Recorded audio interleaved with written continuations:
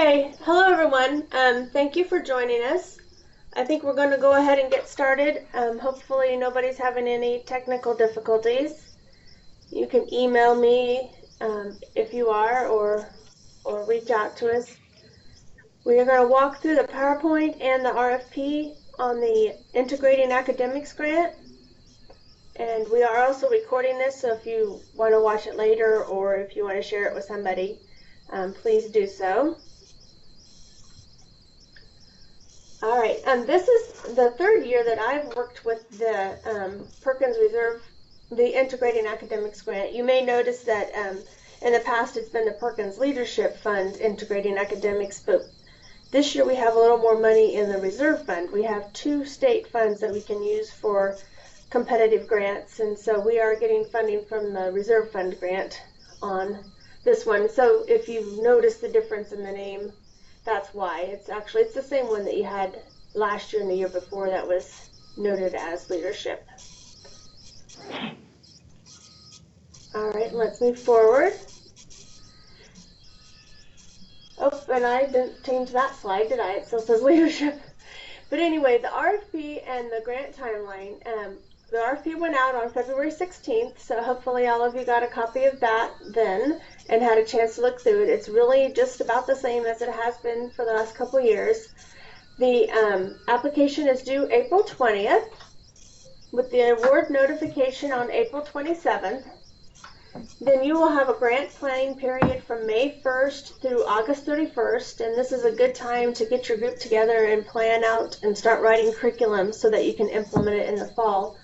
One of the things that people have commented on is once you're past that, summer planning period, a lot of times it's really hard to get your group together and work on things for this grant. So it's good to plan ahead and make sure that you have plenty of meeting times with your group on this. Then in the end of August, we will have a mandatory progress conference call. So at that time, everybody who's gotten a grant will be on the call, and we will share. What we ask is that everybody share where they are in their grant, what are the good things that have happened so far, and maybe some of the hurdles that you've hit. And the idea of that is that you learn from each other. And those have been pretty successful in the past, and I think everybody's gotten good ideas from the other colleges. Then on September 4th, you will do a progress report. So that'll be just some paperwork telling us where you are in the grant and what's going on. Just a mid report on September 4th, and we'll go through that in just a little bit. And then we expect the project to be implemented. We expect, the classroom, it may start before September 4th, but you need to have, the classroom needs to be up and going by September 4th, and then that'll run through May 31st of 2019. So the entire grant period is May 1st, 2018 through May 31st, 2019, with the final report being due on June 28th, 2019.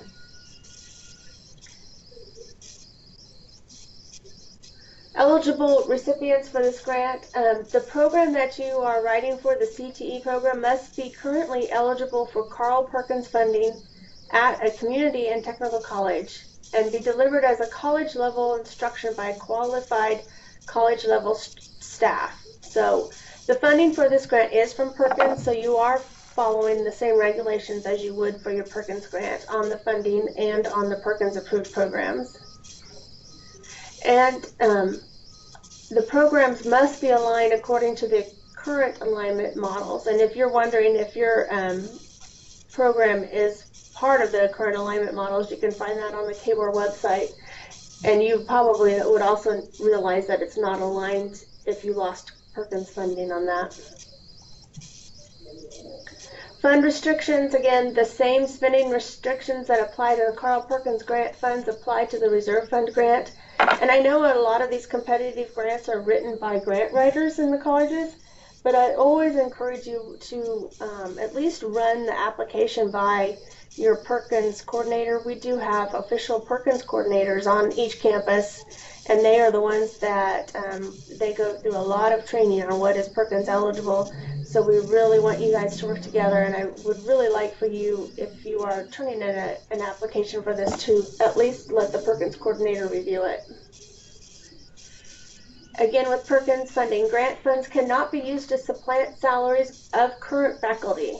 So if you are planning, if you have a math instructor that you're wanting to work with that's currently being paid, you can't next year pay his salary with this fund.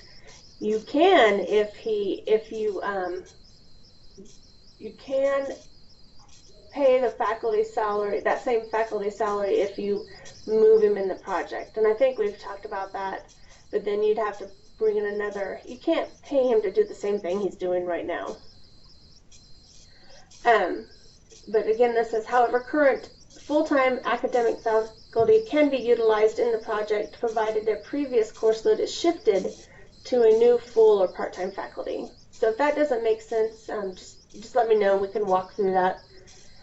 Contracts for instruction must be within the award period of the grant, and instructional duties must not be outside the scope of this project.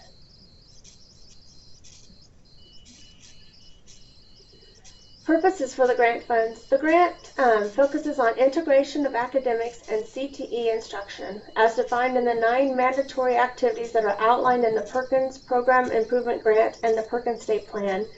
And you can find more information on this on the Perkins Handbook that we have online. And again, that's another very useful item to have in front of you when you're writing anything that has to do with Perkins funding. The activities funded must integrate academic instruction with CTE programs. And some examples, utilizing a math instructor in a pharmacology course, utilizing a math instructor in construction, welding, carpentry, automotive, or manufacturing course, utilizing a technical writing instructor to assist with writing skills in a CTE course. And a new one that we've added is online modules to help tutor CTE students in academic skills. And these are just ideas. I mean, and if you have an idea and you're not sure if it'll work, you can always call us up and run it by Connie or I and see if it's something that will work for the grant. Some of the ideas that we've had from successful grants in the past is one college is doing a pre-test of the students going into like an automotive course or something to see what their math skills are. And if their math skills are lacking and they think they'll need better math skills to pass the course, then the math instructor has developed a tutoring module that the students will take, and then after that they'll take the test again to see if it has improved their math skills enough to be successful in the course. One of the colleges is using the grant for public speaking instructors to come in and teach interviewing and public speaking to the students. That same college is also working in the construction program. They have a math instructor working with the construction students on angles, sines and cosines for triangles. That same one with the interviewing skills, they actually have an interviewing and public speaking skills seminar that they used the funds to develop. One of the colleges is using online writing tutorials with videos, quizzes, and then the students must submit a memo at the end. Then you can adapt that and change that to what courses you're trying to help out. And then another one is in the health professions, and they have developed curriculum for math, English, biology, and they have brought in a librarian to help with online searching. So there's a variety of ways that you can utilize this grant. You can spend these funds on faculty salaries, professional development, stipends for faculty working above and beyond contract, curriculum development and project development, laptop, some people have used it for a laptop cart and laptops for the co-teachers to move from program to program. And then another one would be membership in ACTE's core community. And I was going to show you this. We haven't had anybody use this, but this looks like a very helpful community. It's from ACTE Online, and it's called Core Community because it's an online professional development portal that helps career and technical educators connect and share best practices and integrate core academic standards. So this is another way. This could be professional development your instructors could log in there and share with other colleges and see around the country and see what they're doing to integrate academics into CTE.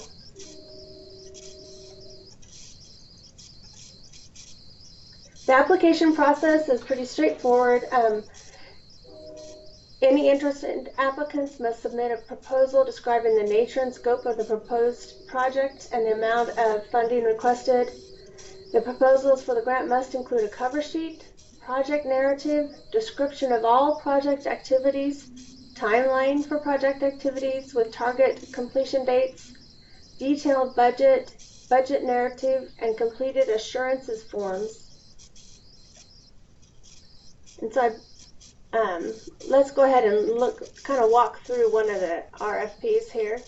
And the assurances forms are really just our legal forms that we have to have for every grant.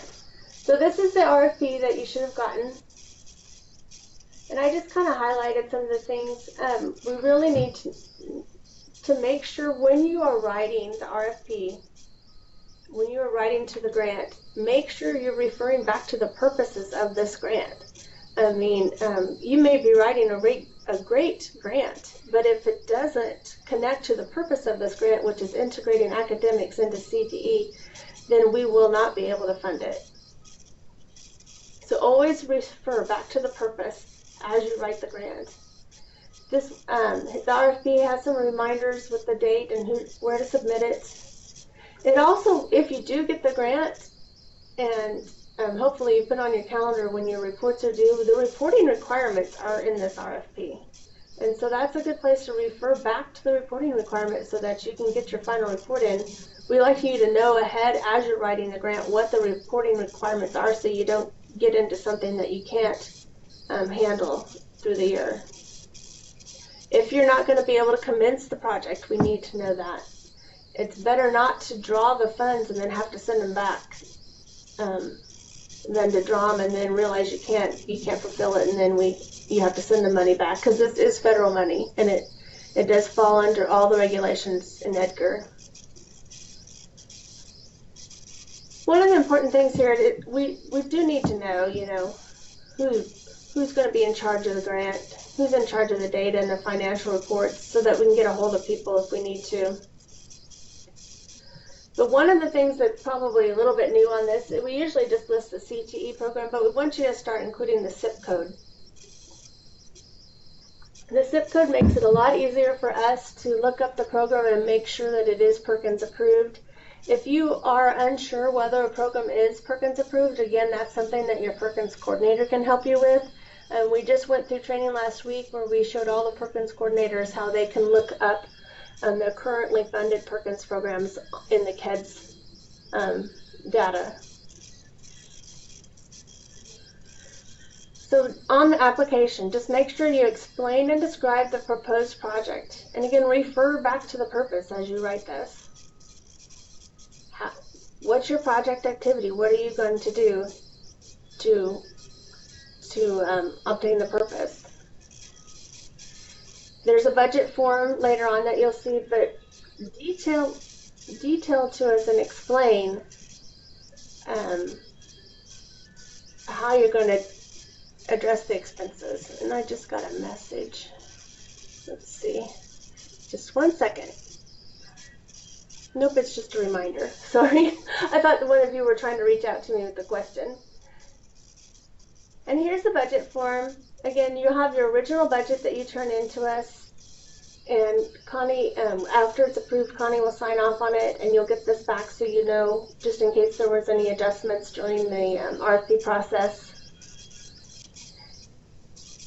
And then when you do the report, you fill out the next column, and then when you do the final report, you'll fill out that last column showing how the money was spent.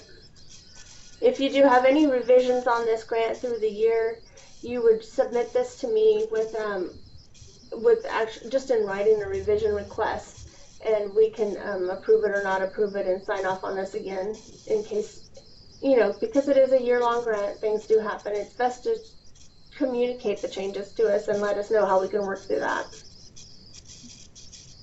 So that's basically the application. It's pretty easy. Here are the assurances, which are the contractual agreements that you have to sign. You need to date it, and some local assurances. You need the name of your institution, and then you need to have, most likely your president will sign it, anybody who is a legally binding officer for your institution. So that's just a quick rundown on the RFP that's available. And if you have questions as you're working on it, please do not hesitate to call us and ask questions. Okay? And please ask questions now if you have any as we're walking through it. In August, there'll be a progress report due, as we talked about, and that will be a document. You'll need to document your activities, the stage of completion, and the progress made, list of personnel hired, and examples of the new curriculum and integration that you're planning to do. Then you also have to do the budget sheet with the current amount expanded. Is there a question out there?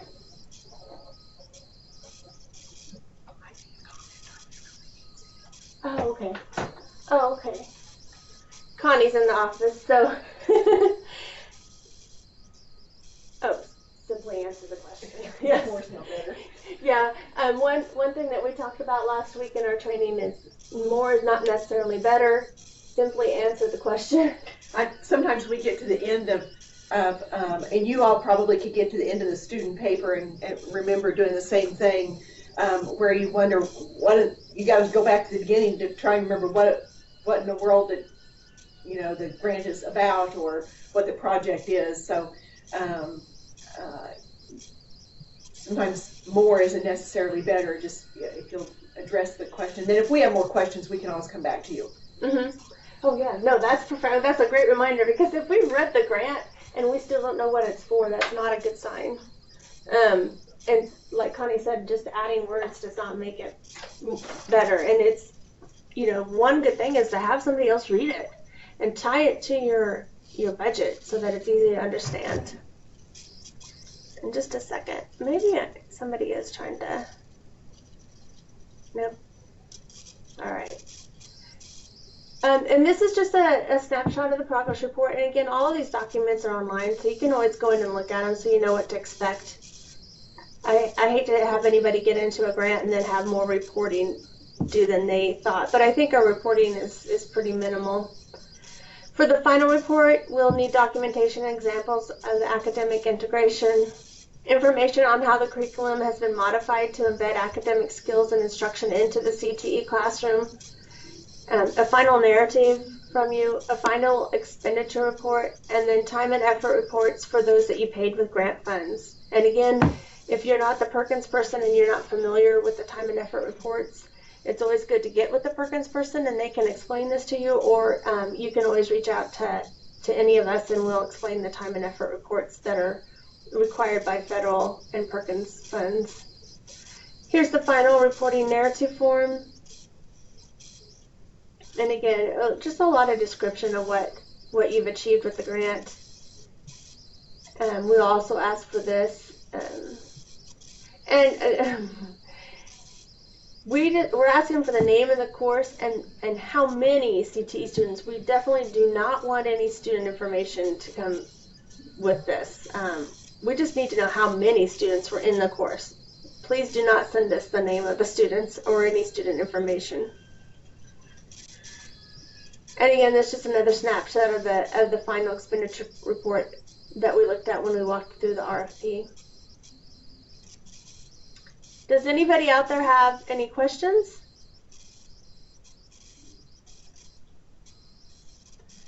I did want to highlight this is a very important website to know. It's our workforce development page on the Kansas Board of Regents.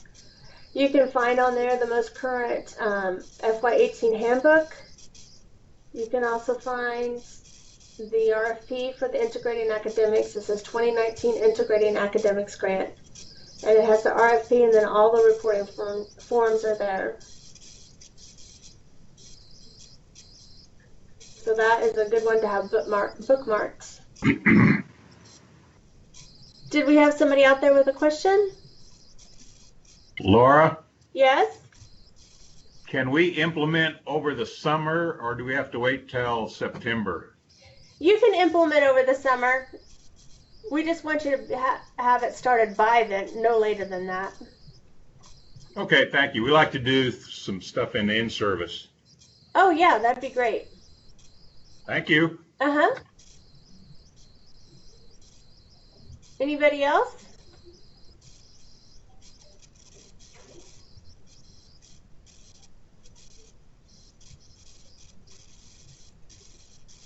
Well, again, if you have questions, you can contact Connie or I or Tobias, and we'd be happy to help you out as you're writing this. And I think the people that have done it, they've had a good success with it, and they've had some really exciting projects, and it's nice to see how the students are benefiting from this. All right, if nobody has questions, I guess I'll go ahead and sign off, and we'll send this recorded out to you later. Have a great day.